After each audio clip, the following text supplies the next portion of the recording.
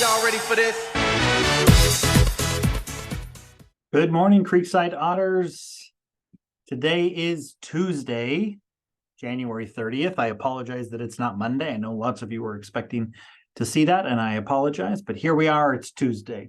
I hope that you're having a wonderful day, and I hope that as you start today and you do your check-in, that everybody is in the green zone. Is that true? Everybody? Are we all in the green zone today? It's okay if you're not. It's okay. Do a quick check-in. How are you feeling today? Me, myself, I'm feeling pretty good. I'm feeling in the green zone. Got a lot of good sleep last night. Got some work done last night. Lots of things. Spent some time with my family. I'm feeling really good about today. I am a little sad that it's not going to be as warm as it was yesterday. That was super nice. It felt like a nice spring day actually yesterday. So sad a little bit that we won't have that and it's going to get colder again, but that's okay.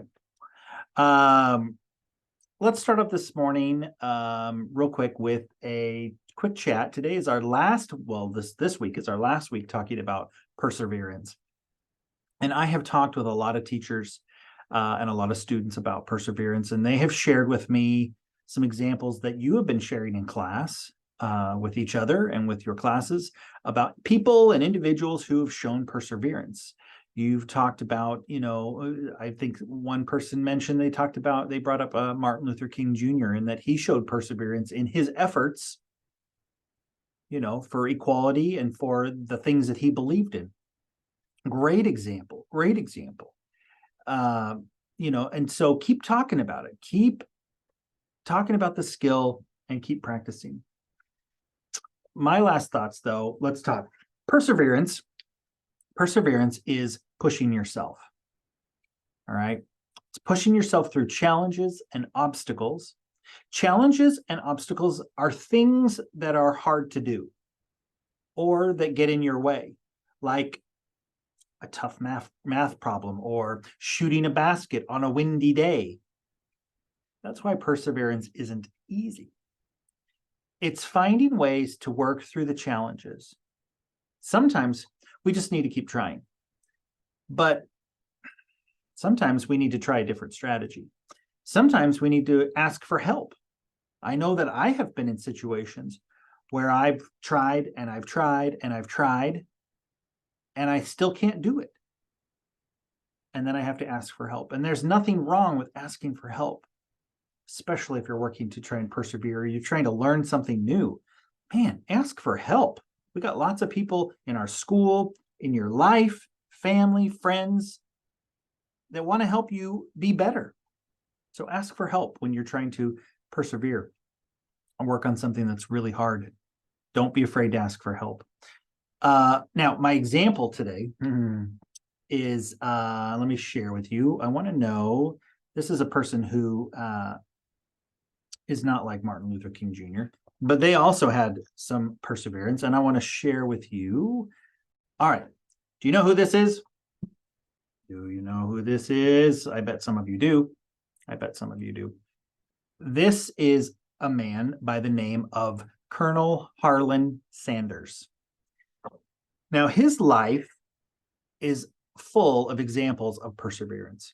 He was born in 1890. That is a long, long time ago. He was born in 1890, and he faced numerous setbacks at a young age. Probably because he was born so long ago. There were a lot of things that happened back then, including things like his father died when he was really young.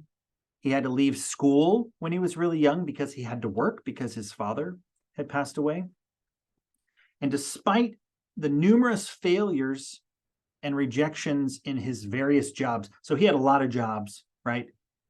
And he got rejected in a lot of those things. And he was even fired multiple times from different jobs for different reasons. He never gave up. At the age of 40, that's a long time, right? So he'd been probably dealing and showing perseverance all the way until he was 40 years old, right? At 40, he started selling something. And let me show you what he started selling. And then maybe you'll really recognize him if you don't know. He started selling something. Boom, chicken. Who doesn't love chicken, right? He started selling chicken dishes, which led up to his creation of the famous Kentucky Fried Chicken, or KFC, right? Now, he made this chicken, and he was like selling it on the street. Like people would pass by, and like kind of like where do you go now? Like a taco truck, right? But he was selling chicken out of this chicken truck, right? And people were buying, and it was becoming super popular. But he went and tried to sell his recipe for this chicken, and it was rejected, which means nobody wanted it, over 1,000 times. Over 1,000 times. People said, no, we don't want your chicken. Before it was finally somebody said, yes, we will take that, and we will start, we can start our own restaurant with your chicken. Can you believe it? Who doesn't like Kentucky Fried Chicken? Now, there's probably people that are like, oh, I hate Kentucky Fried Chicken. But you know what? There's a lot of people that love it, and it's been very successful.